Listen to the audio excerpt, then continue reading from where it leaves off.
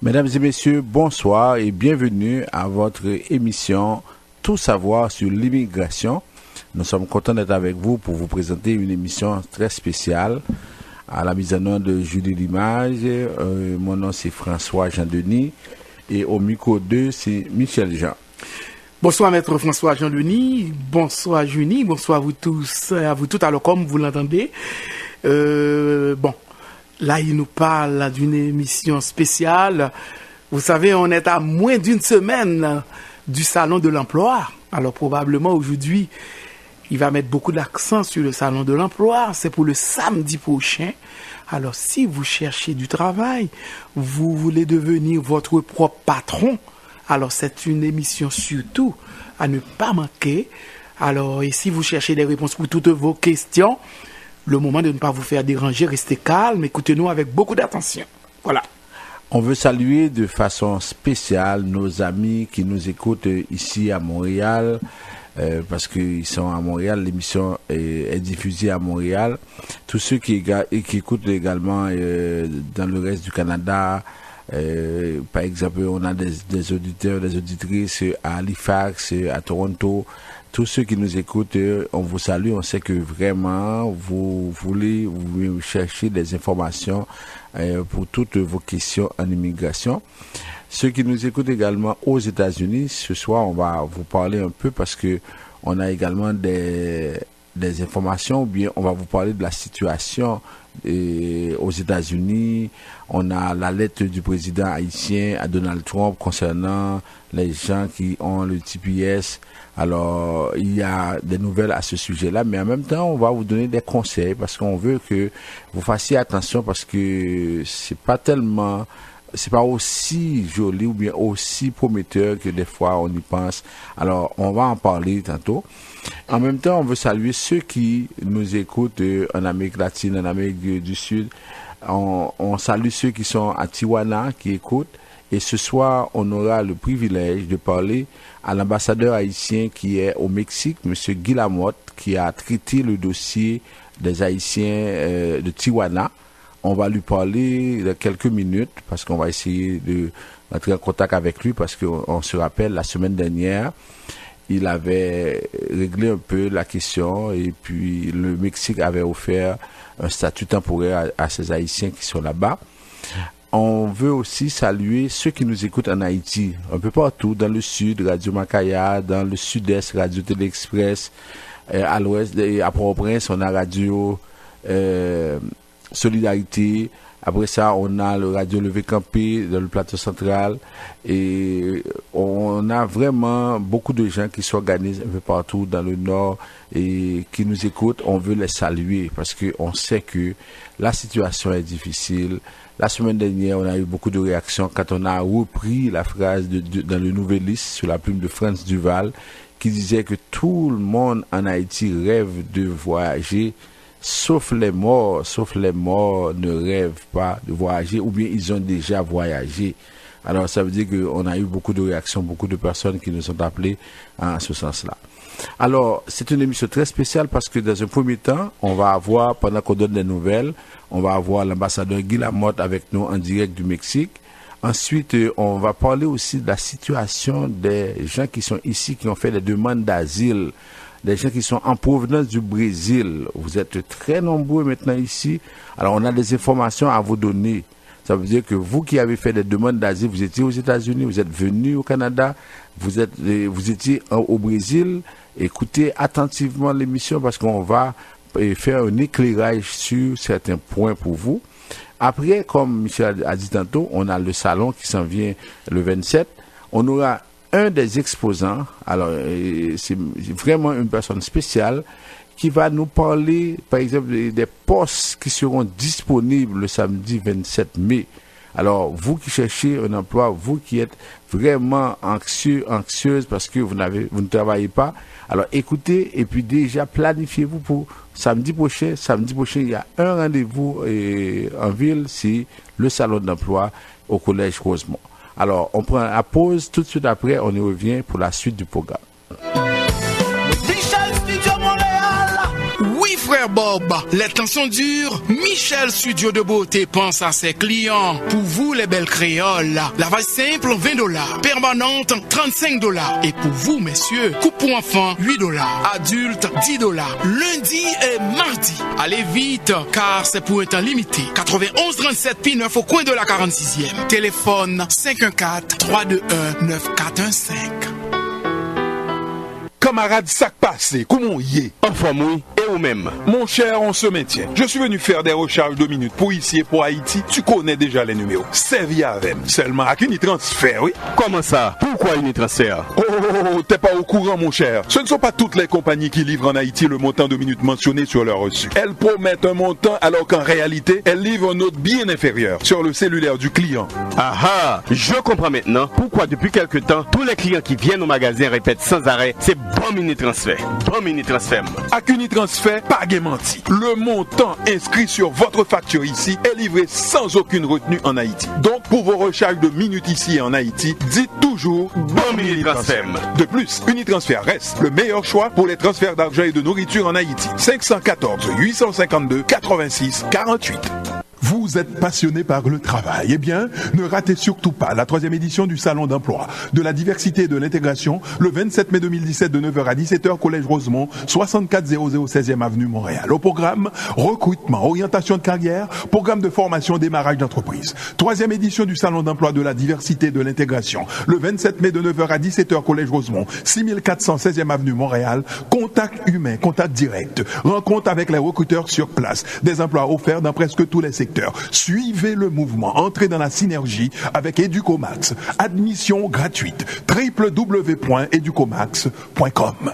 Ou al fait affaire avec une compagnie de green gauche tête bobèche pour régler dossier immigration au Canada pour te faire économie bout de chandelle ou à vin plein on prend refus parce que dossier mal préparé, formulaire t'es mal rempli ou même qui te voulait ça me t'es parlé. Tu vois, pour le même genre de dossier, T George WhatsApp, Fanny, Madame Joe Facebook et moi-même avions tous obtenu satisfaction pour avoir fait affaire avec Vision Max Service, cabinet spécialisé en immigration. Vous qui rêvez d'immigrer, d'étudier au Canada ou tout simplement de visiter le pays, Vision Max Service. Vous comptez demander un super visa, venir investir ou vous établir en tant que travailleur qualifié. Vision Max Service, un label de qualité. Vision Max Service, c'est le travail de professionnels qui étudie, traite, suivent votre dossier. Il vous conseille, vous encadre, vous accompagne dans toutes vos démarches pour des résultats 100% excellents. 273 Lalu, coin Ruelle Vaillant, Port-au-Prince, téléphone 48 20 78 18, 22 09 76 82.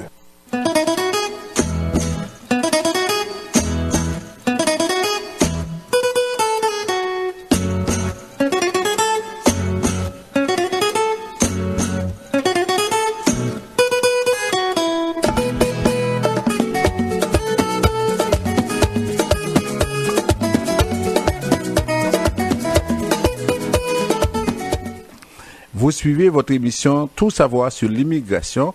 Alors, on vous rappelle les numéros de téléphone pour nous rejoindre.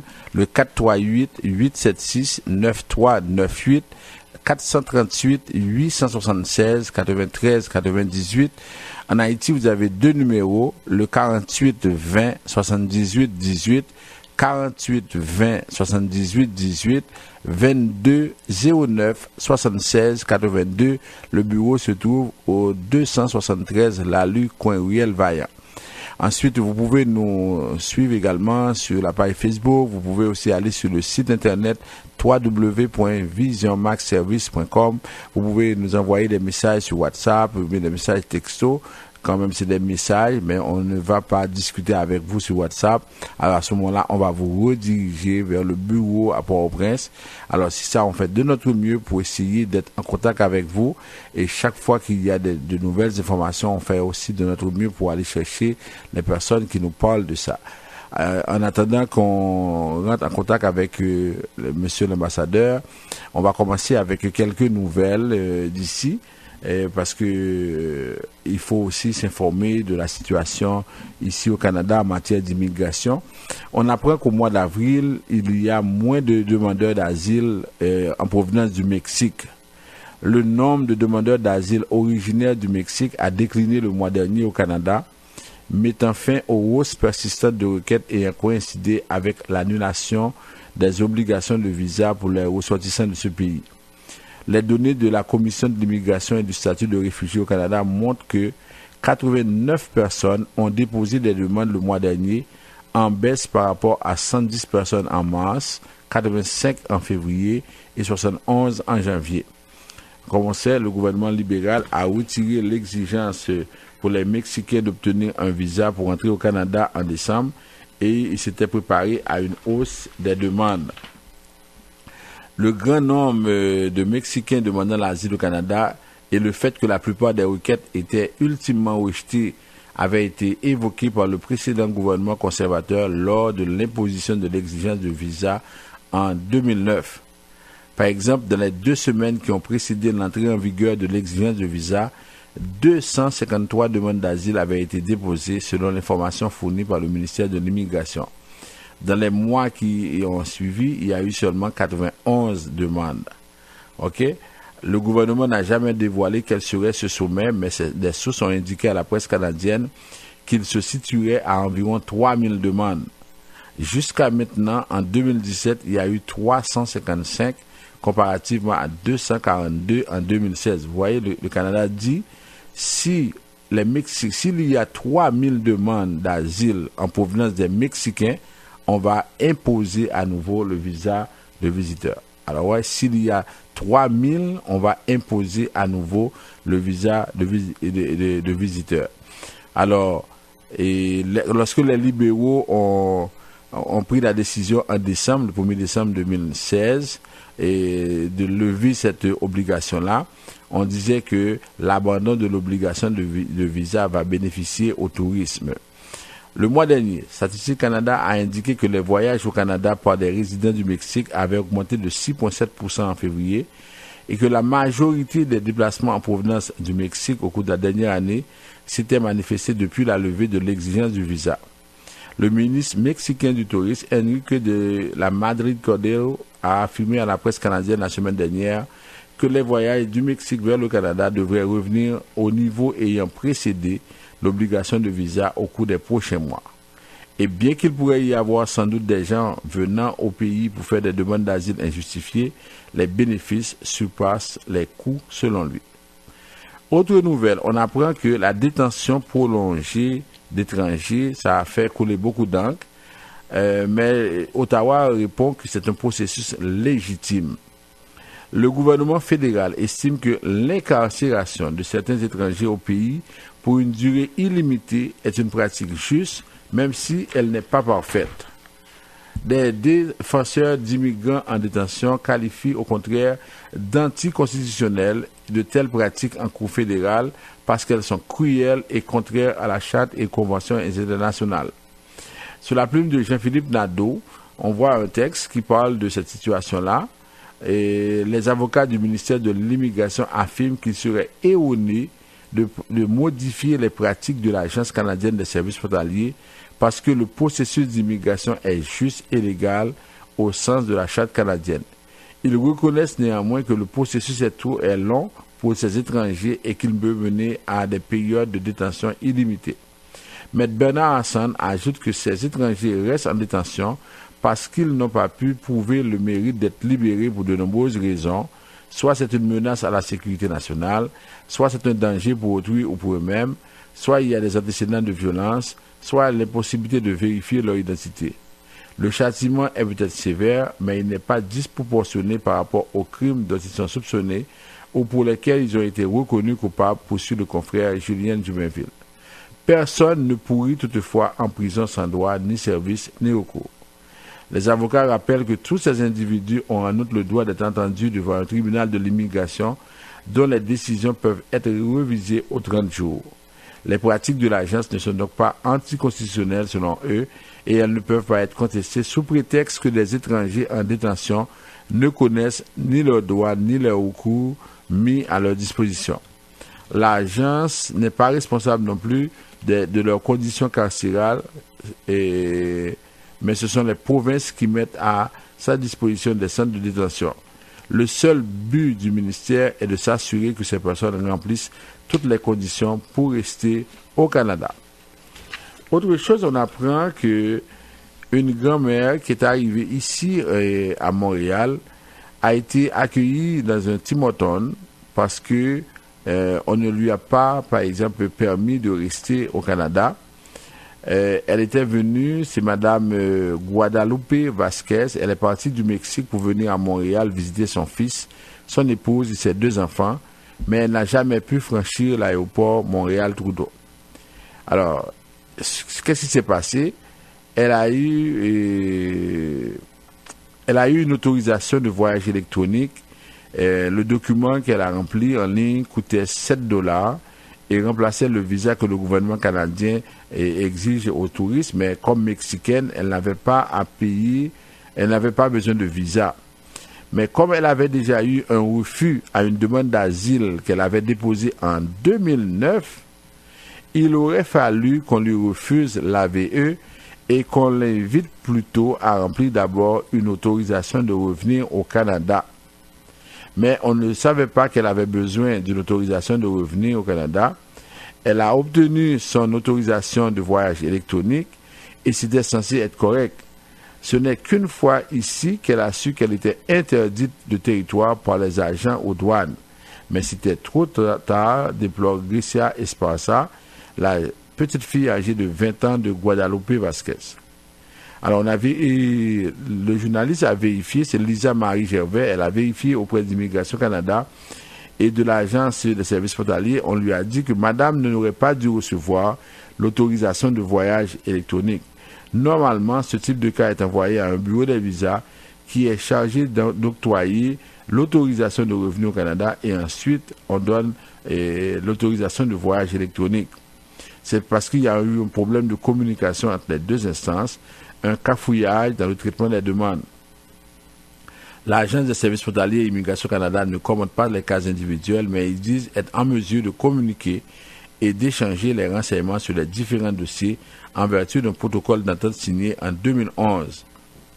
Alors, vous comprenez la situation. Madame a fait une demande d'asile au Canada qui a été refusée. Par la suite, elle a quitté le Canada. Est-ce que c'était un voyage volontaire ou bien est-ce qu'elle a été contrainte de quitter? Mais maintenant, pour retourner au Canada, elle doit avoir une autorisation de voyage électronique. Alors, pendant qu'elle est au Mexique, elle n'a pas besoin de visa comme mexicaine, mais cependant, elle oublie qu'elle a eu un passé au Canada. Alors, elle ne pouvait pas revenir sans demander l'autorisation de voyage, l'autorisation de revenir au Canada. Alors voilà, et finalement, ce qui s'est passé, on l'a autorisée à voir sa famille dans un Tim Hortons et immédiatement, on lui a demandé de quitter. Elle est venue, elle est sortie de l'avion, elle était par exemple à l'aéroport, mais elle ne pouvait pas quitter l'espace de l'aéroport. Alors, comme la famille était déjà là, et comme elle n'était pas autorisée à rentrer au Canada, on lui a dit, voici un Tim Hortons, alors allez parler à vos parents pendant quelques temps, et puis par la suite, on est venu la chercher pour lui demander de quitter le Canada immédiatement. Alors, c'est pourquoi on dit, elle a été accueillie dans ce Tim Hortons à l'aéroport, et ça a fait souffrir toute la famille à ce moment-là. Et un autre point pour terminer avec les nouvelles, parce qu'on ne va pas donner beaucoup de nouvelles, c'est le président haïtien, M. Jovenel Moïse, qui écrit à Donald Trump. La lettre date du 16 mai 2017. Le président Jovenel Moïse a révélé avoir écrit à son homologue pour solliciter le renouvellement du TPS octroyé à plus de 50 000 Haïtiens vivant aux États-Unis. La lettre doit être reçue incessamment par le président Donald Trump, a expliqué le chef de l'État lors d'une interview exclusive accordée à la Radio-Télévision nationale d'Haïti et Radio Scoop FM sur les 100 premiers jours au Palais national mardi 16 mai 2017. Recevoir d'un coup 50 000 Haïtiens serait un choc pour le pays, a indiqué Jovenel Moïse, qui souligne que beaucoup de ses compatriotes travaillent et représentent un plus pour l'économie américaine. Lors d'une récente mission à Washington, une délégation de l'Association des industries d'Haïti s'est entretenue avec une quarantaine de sénateurs et députés américains des cadres de l'exécutif et cette délégation a plaidé pour le renouvellement du TPS. Alors, l'annonce du président Jovenel Moïse et l'engagement de l'association interviennent dans un contexte de multiplication des efforts diplomatiques et des lettres de groupe de pression au président Donald Trump pour le renouvellement du TPS. Dans cette correspondance adressée à M. John F. Kelly, par l'ambassadeur d'Haïti à Washington, M. Paul Altidore, pour solliciter une rencontre pour le chancelier haïtien Antonio Rodrigue, le gouvernement haïtien avait indiqué qu'il croyait fermement que le renouvellement du TPS pour une période d'au moins 18 mois est dans l'intérêt d'Haïti et des États-Unis. L'économie haïtienne est grandement supportée par les Haïtiens vivant aux États-Unis. Et l'ambassadeur Paul Altidore, dans une lettre au secrétaire d'État John Kelly, a souligné que les Haïtiens qui bénéficient du TPS ont été des résidents exemplaires aux États-Unis et ne représentent aucune menace en termes de sécurité. Ceux qui ont l'autorisation de travailler paient leurs taxes et contribuent à l'essor de leur communauté aux États-Unis, a indiqué cette correspondance dans laquelle l'ambassadeur a évoqué l'impact dévastateur du séisme du 12 janvier 2010, l'épidémie de choléra et l'ouragan Matthew. Alors voici la situation, c'est ce qui arrive pour les Haïtiens aux États-Unis qui sont dans cette situation-là. On a la lettre maintenant du président qui demande à Donald Trump de renouveler le TPS. Alors, qu'est-ce que Donald Trump va faire de cette lettre-là? Quelle suite va-t-il donner à la demande, à la requête officielle du président Moïse? On ne sait pas. On suit de très près la situation. Mais tout ce qu'on peut vous dire, c'est que jusqu'à présent, officiellement, on n'a pas de nouvelles des États-Unis. Et il y a beaucoup de rumeurs, il y a des gens qui vont poster n'importe quoi sur les pages Facebook, qui vont dire n'importe quoi, parce que tout ce que nous, on souhaite derrière ce micro à Vision Max Service, on souhaite que ces gens-là puissent rester aux États-Unis. Parce que c'est pourquoi tout tantôt, je vais vous parler de la situation des personnes qui font des demandes d'asile au Canada. Parce que la solution pour les gens aux États-Unis, c'est pas de venir au Canada de n'importe quelle façon. Souvent, vous allez entendre des gens qui vous disent oui, ils peuvent venir. Mais sachez que le Canada n'a pas changé sa politique. Le Canada n'a pas augmenté le quota, par exemple, pour les personnes qu'il compte recevoir. Alors, dans cette situation-là, les gens sont aux États-Unis, ils viennent. Si, par exemple, il y avait un moyen de pouvoir les faire rester ici, c'est correct. Mais prenons le cas des personnes qui sont aux États-Unis depuis 5 ans, depuis 6 ans, depuis 7 ans. Quand vous venez ici au Canada pour faire une demande d'asile, mais pour faire la demande d'asile, il faut démontrer à la commission de l'immigration que vous avez un problème, que vous êtes persécuté. Comment pouvez-vous être persécuté aux États-Unis? Qui peut démontrer qu'il est persécuté aux États-Unis? Et si maintenant vous ne pouvez pas démontrer que vous êtes persécuté, alors cette demande sera refusée. Alors, est-ce que l'agence des services frontaliers va accepter que ces gens-là viennent? Parce que déjà, il y en a qui promettent, qui disent que oui, on peut les faire venir et puis après, on va s'organiser, ils vont trouver leur papier, tout ça. Alors, s'il n'y a pas une décision politique, et si pratiquement on ne fait pas d'autres démarches, s'il s'agit de venir au Canada, alors ça veut dire que c'est pas une situation. Alors tout ce que nous souhaitons, on souhaite que tous ces gens-là restent aux États-Unis parce qu'ils ont le programme et puis peut-être que par la suite, si on peut maintenant renouveler leur statut, tout ça, mais on ne veut pas dire à ces gens-là qui sont là-bas, oui, la solution c'est de venir au Canada. Pendant ce temps, on n'a pas de solution au Canada. Parce que dans cette situation-là, si par exemple M. Donald Trump ne renouvelle pas le TPS, alors maintenant on va se retrouver en situation, est-ce qu'il va laisser ces gens-là quitter le pays en groupe, c'est-à-dire on parle de plus de 50 000, est-ce que ces gens-là vont rentrer au Canada? Et qui va les laisser rentrer au Canada? Et comment ils vont rentrer au Canada? Est-ce qu'on va accepter que les 50 000 font des demandes d'asile ici? Alors imaginez si vous avez 50 000 de plus, déjà le système est débordé, on ne sait pas comment, on annule des audiences parce que on ne peut pas contenir le système. Alors pensez-vous qu'au niveau de la frontière ou bien ailleurs, on va les laisser rentrer?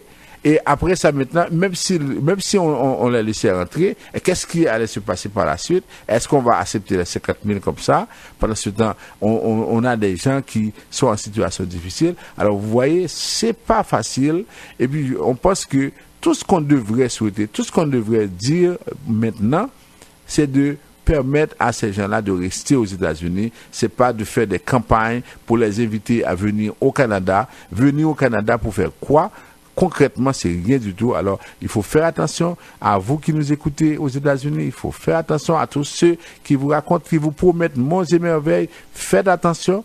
Parce qu'il n'y a pas de miracle ici au Canada. On vous le dit. Vision Max vous dit toujours la vérité. Il n'y a pas de miracle au Canada. Alors, quand vous êtes là-bas, ça veut dire tout ce qu'on peut souhaiter, toutes les pressions qu'on peut faire, c'est d'abord de vous montrer comment vous pouvez rester là-bas et puis vous organiser. Alors, si maintenant Donald Trump, comme il n'a pas encore pris de décision, mais si jamais il décide de ne pas renouveler, tout ce qu'on va faire, c'est de voir. Et ça prend, par exemple, une décision politique. Est-ce qu'on va, à ce moment-là, s'asseoir avec les autorités pour voir ce qu'on peut faire? Mais cette histoire de venir par, je dirais, un petit groupe et puis penser qu'on va trouver un argument pour dire au Canada qu'on a été persécuté, là, c'est faux.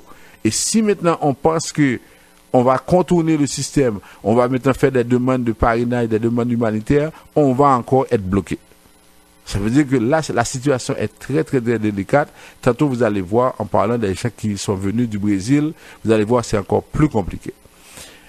En attendant qu'on arrive à trouver monsieur l'ambassadeur, tout ce que je vais vous dire pour un rappel des nouvelles, parce que je voudrais vraiment ce soir prendre le temps de vous parler de ces situations-là, des situations qui préoccupent tout le monde, parce qu'on se dit, dans ce contexte-là, on se retrouve vraiment en situation difficile où un président de pays est obligé d'écrire à un autre président pour lui dire de garder pour moi mes concitoyens parce que la situation est difficile. Alors vous voyez, c'est-à-dire que alors que si on devait construire ce pays-là, on a besoin de toutes ces ressources, mais malheureusement, ces gens-là qui sont là-bas, si 50 000 Haïtiens quittent les États-Unis pour retourner en Haïti, vous voyez ce qui va se passer. Si chaque Haïtien prend soin de 4, 5, 6 personnes en Haïti, 50 000 multiplié par 5, ça vous donne déjà au minimum 250 000 personnes. Alors imaginez combien d'argent vont pas manquer dans l'économie haïtienne à ce niveau-là. Maintenant, pour le rappel des nouvelles les plus importantes, on a d'abord, pour les gens qui veulent venir ici au Canada comme visiteurs, on aimerait leur dire que oui, ils peuvent continuer à faire des demandes de visa de visiteurs, mais cependant, ils doivent prendre le temps de faire évaluer leur situation avant de faire les demandes de visa. Parce que sinon, vous allez être vraiment étonné lorsque, par exemple, vous allez recevoir la lettre de refus. Parce que dans le cas haïtien, ou bien dans le contexte haïtien, ou bien pour les autres pays qui font face à des difficultés, c'est sûr que là maintenant, on va pouvoir, et ça va être un peu difficile pour vous de pouvoir, par exemple, faire des demandes. Et puis, ça veut dire que on va vous refuser au fur et à mesure. Et puis, ce ne sera pas possible avec ça. Alors, on va faire une toute petite pause. Et puis, par la suite, on va y revenir pour voir si on peut trouver l'ambassadeur.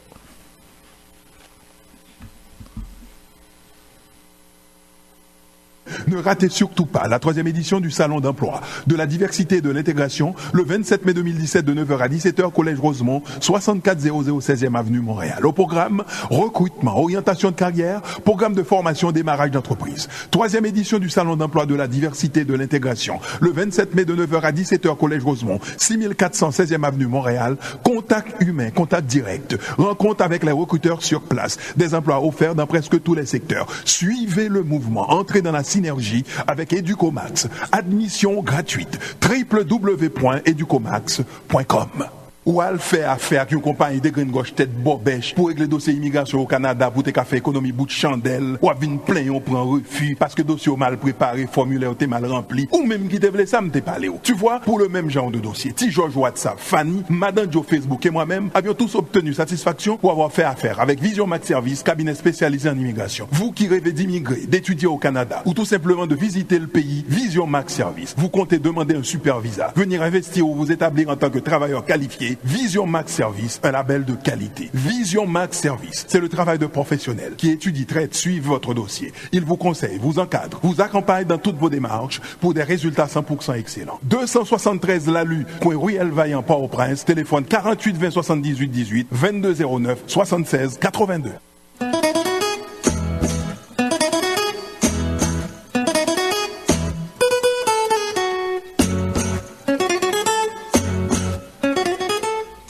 Vous suivez votre émission Tout savoir sur l'immigration. Alors jusqu'à présent, on n'arrive pas encore à entrer en contact avec le Mexique. Et notre technicienne fait tout son possible pour pouvoir établir le contact. Mais vous savez que avec la communication, c'est pas souvent évident. Mais on va continuer. Et ensuite, à 6h40, on va avoir avec nous la représentante de cette compagnie qui sera avec nous au salon d'emploi. On va faire de notre mieux pour l'avoir à 6h40 et puis on va pouvoir vous parler à ce moment-là. On était en train de vous faire un rappel des nouvelles les plus importantes. Alors, on vous dit que ce qui arrive, c'est que pour le visa de visiteur, passez nous voir pour avoir plus de détails. Pour le permis d'études, parce qu'aujourd'hui, on a beaucoup de personnes qui sont intéressées à venir au Canada pour étudier. Alors, on a les possibilités de vous mettre en contact avec plusieurs écoles dans beaucoup de provinces. Actuellement, au Nouveau-Brunswick, on a l'université de Moncton qui offre aussi des programmes. Mais toujours est-il, c'est que oui, il y a beaucoup d'écoles, il y a beaucoup de programmes. Il y a actuellement plus de 30 000 programmes de formation au Canada. Plus de 30 000. Quand quelqu'un est à l'étranger et dit qu'il veut étudier, on n'a pas de problème pour trouver un programme. Le problème, est-ce que vous avez les moyens financiers pour venir au Canada? Alors nous, comme notre objectif, c'est de vous dire la vérité. Quand vous passez nous voir, on analyse avec vous la situation.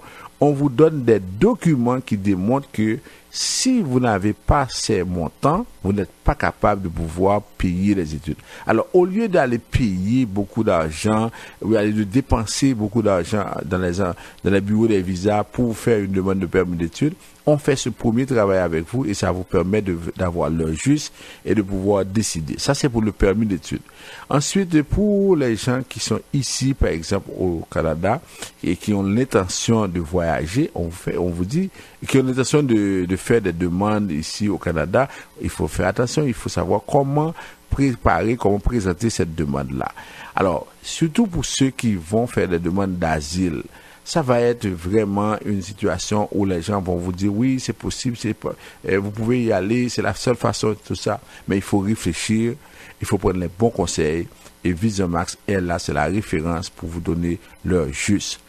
Alors, et pour les demandes d'asile, je profite pour parler de la situation des gens qui sont ici, qui ont fait la demande d'asile et qui viennent du Mexique. Alors, ils sont très nombreux. De plus en plus, on a beaucoup de personnes en provenance du Mexique. Ils font les demandes d'asile et ils attendent une réponse de la commission de l'immigration. Alors, cette semaine, on a pu obtenir un document où le gouvernement canadien a été chercher des informations au Brésil et a pu savoir que le gouvernement a donné, par exemple, le gouvernement brésilien, en novembre 2015, a octroyé à 43 871 Haïtiens le statut de résident permanent. Le gouvernement canadien actuellement a les noms des 43 871 Haïtiens qui ont eu la résidence permanente au Brésil. Et maintenant, suivant la loi canadienne, on dit que si vous avez la résidence... Oui. Si vous avez la résidence permanente dans un pays, à ce moment-là, vous ne pouvez pas vous organiser, vous ne pouvez pas, par exemple, faire une demande ici, ou bien ça ne va pas être accepté parce que ça va créer beaucoup de problèmes. Alors, on nous fait signe que l'ambassadeur Lamotte est en ligne, on va lui parler. Alors, excusez-nous, voici aujourd'hui, c'est très spécial, mais avec les communications. Alors, on va commencer avec l'ambassadeur Lamotte. Et monsieur l'ambassadeur, bonsoir et bienvenue à l'émission. Comment ça va, CPAN? Oui, ça va bien, ça va très bien. On a eu des difficultés à se trouver, mais enfin, on règle tout ça. Oui, merci beaucoup de vous rendre disponible pour nous parler. Étant donné que le sujet, oui, c'est ça, le sujet concerne les Haïtiens, on peut parler en langue vernaculaire comme vous voulez. Et puis, la question, c'est pour les Haïtiens à Tijuana La semaine dernière, on a appris qu'ils ont eu un problème, qu'ils ont eu un statut temporaire. Alors, qui sont qu'à dire nous sur ça? Parce que il y a un pile dans le monde qui est famille ou pas bon ici. Et en même temps, nous avons plusieurs radios actuellement en Haïti qui ont diffusé l'émission. Alors, nous avons aimé connaître exactement comment ça y est. Voilà de quoi il s'agit. D'abord, je salue les auditrices et les auditeurs de CPAM. Et ce samedi soir, on leur souhaite un bon week-end. Voilà de quoi il s'agit. Oui. Il y avait environ un bon nombre d'Haïtiens qui, depuis le mois d'avril l'année dernière, étaient rentrés au Mexico. Oui. Grand banque qui est en traversé les frontières. Mais au mois de septembre 2016, et l'administration américaine était pour mesure que le peuple Kajan encore, il ne va pas accueillir encore. Donc, il y a environ 4000 qui étaient. Et c'est sur 4000 que suite à des négociations que le gouvernement haïtien, à travers l'ambassade là, avec l'autorité mexicaine menées, ou bien l'autorité mexicaine, ils ont décidé de leur accorder deux types de séjours réguliers. Un séjour régulier valable un an, qui ont carte de visiteurs permanents, et un autre séjour qui est, disons, résidence permanente, qui est valable pour la vie, et que lui-même, il m'a dit plus prérequis, il a accepté ou refusé. Mais à partir de maintenant, tous les Haïtiens qui gagnent au papier d'identité des Haïtiens ou bien son passeport, ils ont qu'à appliquer pour carte de séjour un an. Alors, ça qui est supposé, on connaît Haïtiens, ça c'est sur Brésil. Oui. Et ils ont fait toute route là, ils ont soufflé un pile. Oui. Et qu'on y a eu sous frontière. Et que qui job pas nous-mêmes dans l'ambassade là, ça, c'est que nous-mêmes là, nous charger de, disons, documenter, j'ai un terme technique là. Documenter avait dit que nous avons un certificat d'identité disant que ça haïtien, ou bien yo qu'à prendre passeport. Pour ceux, nous négocions avec les Mexicains, nous déjà réalisé 2 visites, il y a une Tijuana, Tijuana son ville qui est en face San Diego, Californie, et puis non l'autre ville que les Mexicali, qui pratiquement à 2 heures de Tijuana, côté il y a environ 3500 Haïtiens qui jusqu'à présent là. Mexicains dit nous, Mexicains dit nous que pour présence haïtienne coulière, Haïtien ça au Mexique, c'est pas un problème migratoire puis les coulières. Il y a son problème d'insertion parce qu'ils ont accepté le fait que Haïtiens ça bienvenue, ils ont accepté par les résidents là, ils ont accepté, disons, insérer dans le marché de l'emploi. Et puis, il y a qu'à continuer à vivre, que chercher d'autres opportunités. Il est vrai que je peux te dire que Haïtiens, ça ne veut pas venir pour être Mexico.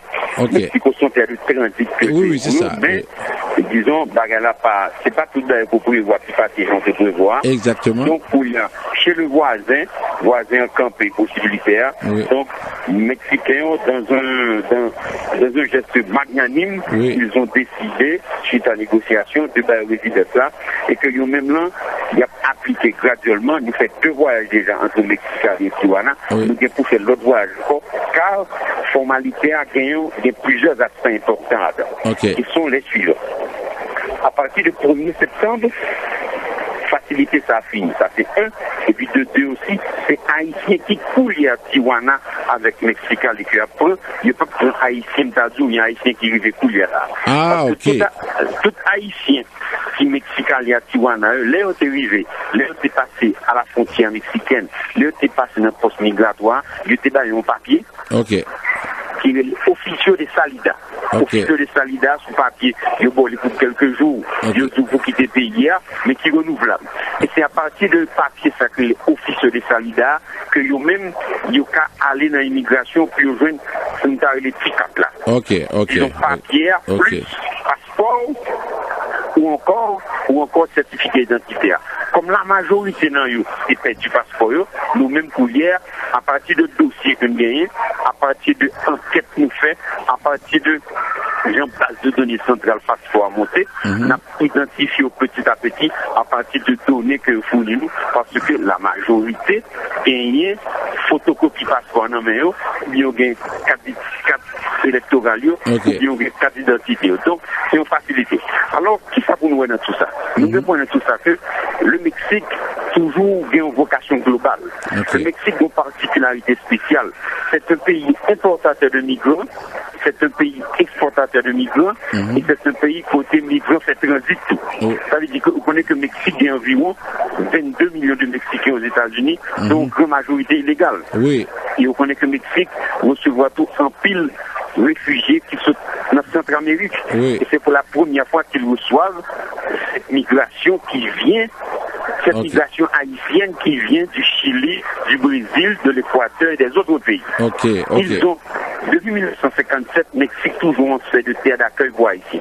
À l'époque de la dictature, j'étais pour un beaucoup qui étudié ici. Oui. Après 12 janvier 2010, le Mexique lui-même est allé en Haïti avec un gros bateau de l'armée pour récupérer environ 1200.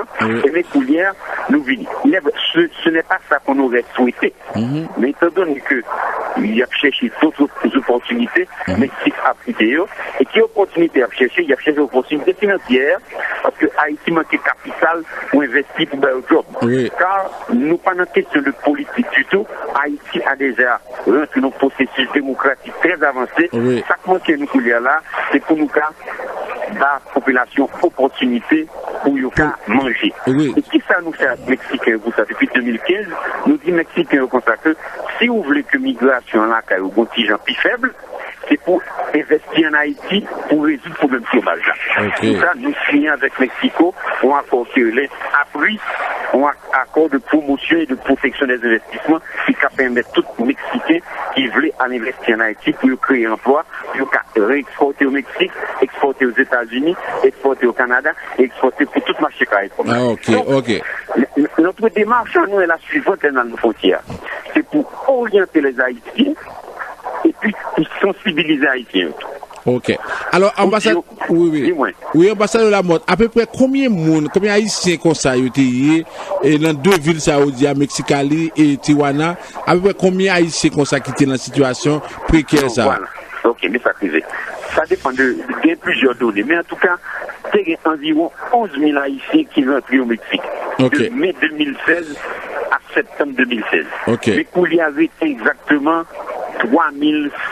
entre 3500 et 4000. Il y a environ 750 ou 780 qui ont résidence là déjà.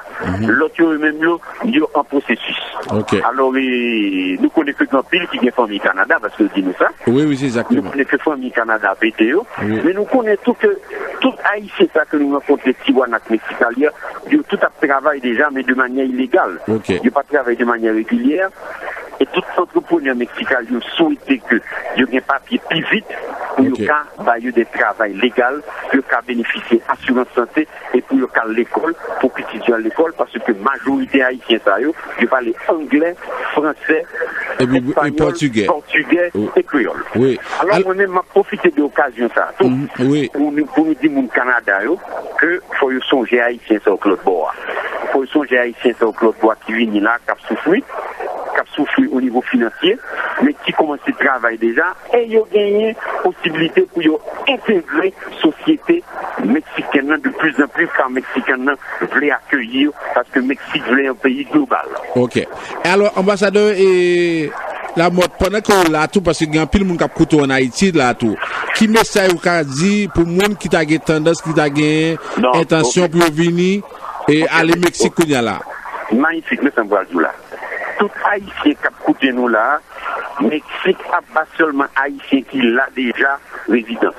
Tout ça qui a venu, pas de résidence, et tout ça qui l'a, qui n'a pas appliqué avant le 1er septembre, il y a d'autres solutions avec eux. Donc, Haïtiens n'ont pas besoin pour y venir, et le rêve américain déjà s'éloigne pour ça qu'il a pour le moment, et ça qui a venu a perdu deux rêves. Il a perdu ni rêve américain, ni rêve mexicain. Ni rêve mexicain. Alors, c'est ça que moi je dis.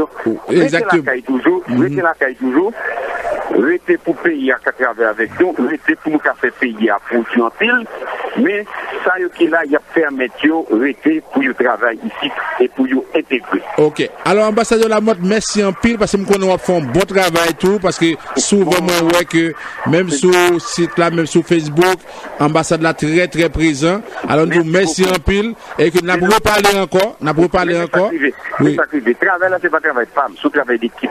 Nous-mêmes, nous environ 9 pour l'ambassade tout le monde qui travaille. Okay. Mais avant d'aller, je ne peux pas saluer tout auditeur qui est Montréal, tout auditeur d'Ambine qui ne sait pas mieux, et surtout mon fils qui vit à Montréal.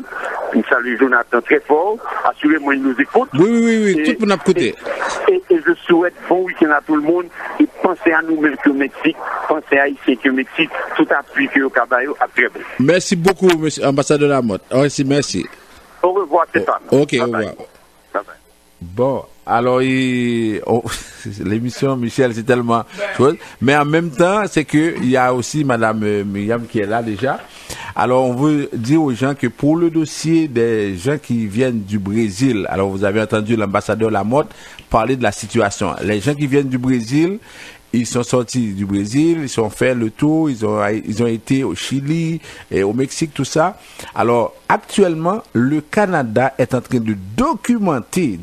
Alors, nous devons bien comprendre. Nous sortis du Brésil, nous passons par les États-Unis, nous venons ici, nous faisons demande là. Alors, Canada qui a cherché information au Brésil, li connaît en novembre 2015, il y a 43 871 Haïtiens résidence. Et si je dis à nous venons faire demande résidence, pas bon, ici nous fait demande asile, comprendre que c'est pas facile parce qu'il a dit, nous avons résidence, nous avons tout non yo déjà là.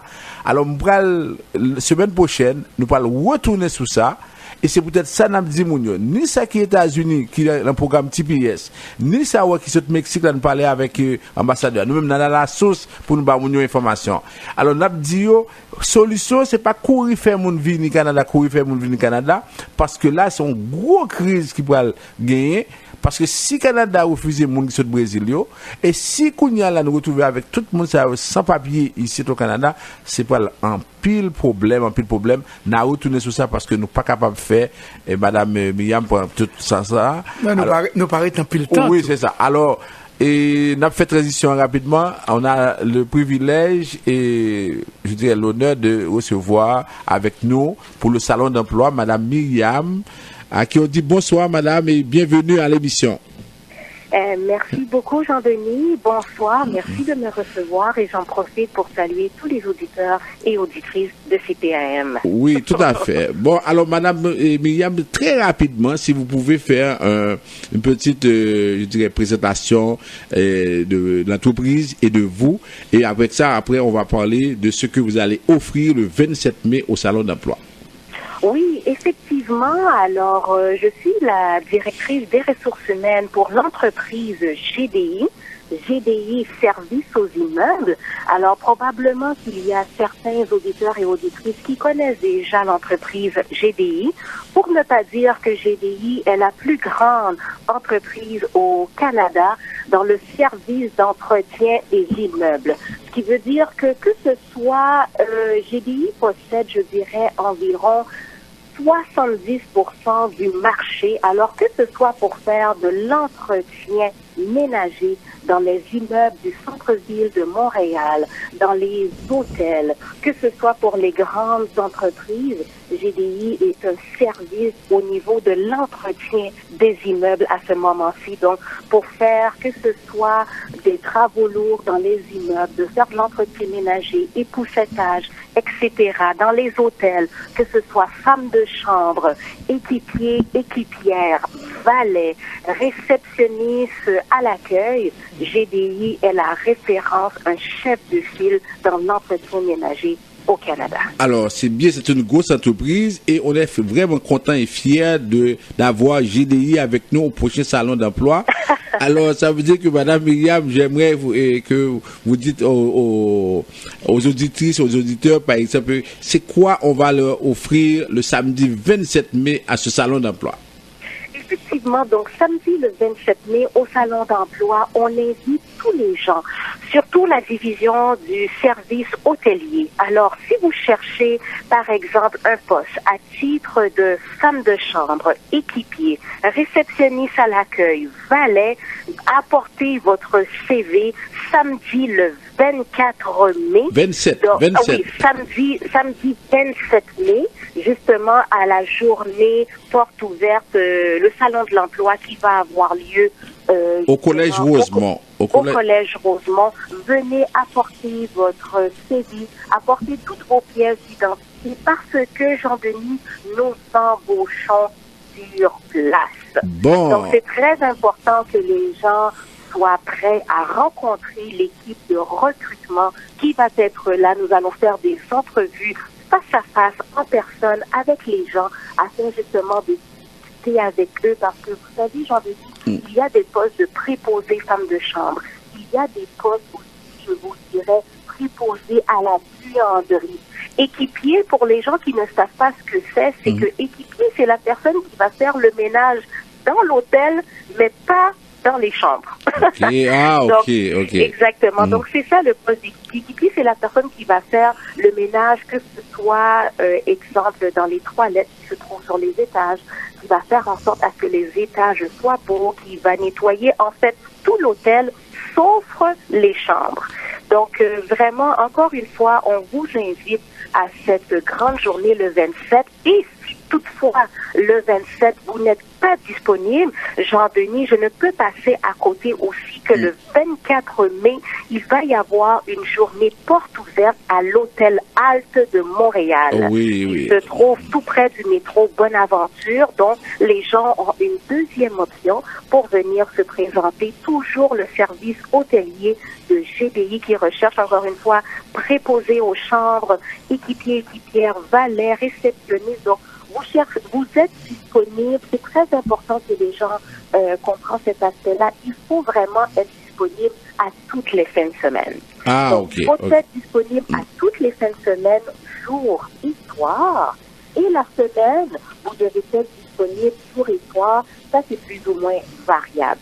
Mais vraiment, vraiment, les fins de semaine, il faut être disponible. Alors, vous êtes à la recherche d'un emploi présentement. Cherchez à orienter votre carrière. Écoutez, GDI est là pour répondre à vos besoins. Pour plus d'informations, n'hésitez pas à vous référer au site Internet, au site d'emploi. Allez tout simplement sur gdi.com.